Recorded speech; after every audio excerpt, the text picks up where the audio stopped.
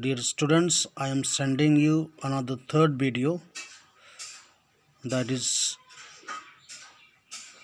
I am continuing with the same topic, economic causes, and I'll start with the second point, drain of wealth. The transfer of wealth from India to England with no benefit, called the drain of wealth. So that means from India, many resources, raw materials were taken to England, and India could not had any benefit from these all resources because these all were only utilized or manufactured by the British companies. So this way the raw materials were lacking for the Indian factories, and slowly the country became more poorer day by day.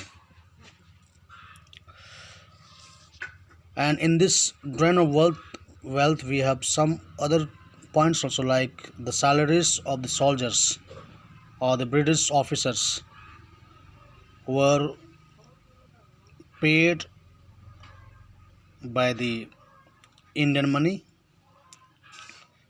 and also the purchase of the military goods like weapons and so on, that also were done by the Indian money. So almost every single expenditures were done by the Indian resources or the economical resources, whether it is a money or a gold, diamond, silver, whatever may be. So from every aspect the country faced lot of economical crisis. Now we have the third point, that is the decay of cotton industries. Decay means destroy, and cotton industries means the handmade industries. So cotton industries were actually the handmade industries which were hampered or destroyed by the British, because they set up their company, they established their company in India for their own benefit. So the people who are working in small industries in local area, like the making the basket from bamboo stick, khadi clothes, and the local weapons which were used by the local people, were stopped manufacturing, and the people who are busy in these cotton industries became jobless. Now they are struggling for their own survival.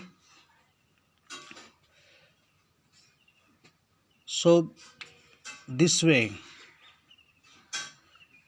not only British targeted to the big Indian industries, but also it targeted the small cotton industries and destroyed them. Now we have the fourth one, economic decline of peasantry. Peasantry means farmers.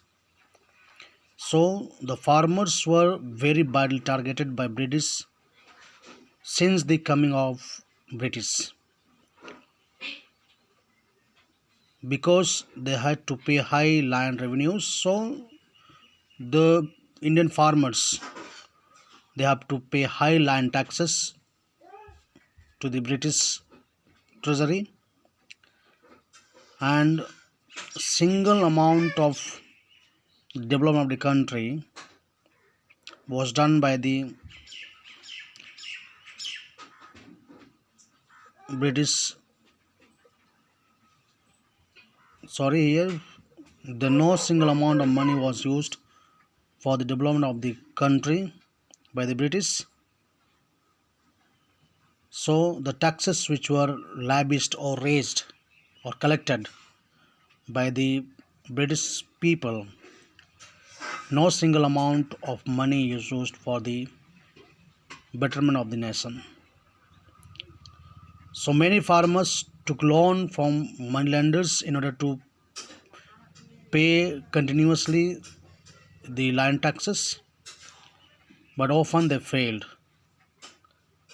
and the debt became more heavier. Amount of debt became or increased day by day. So this way the peasants faced lot of problems. And another thing is that the peasants were told to cultivate the British interested goods. That means whatever British told to Indian farmers to cultivate, like indigo, cotton, silk, tea, these all were forcefully done by British. And the Indian goods, the Indian crops were not taken into consideration.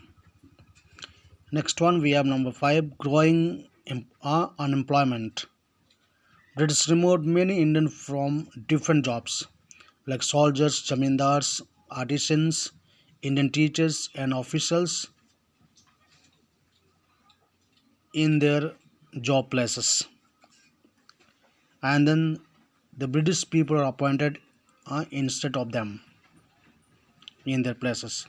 So this way the matter of livelihood very badly affected the Indian people.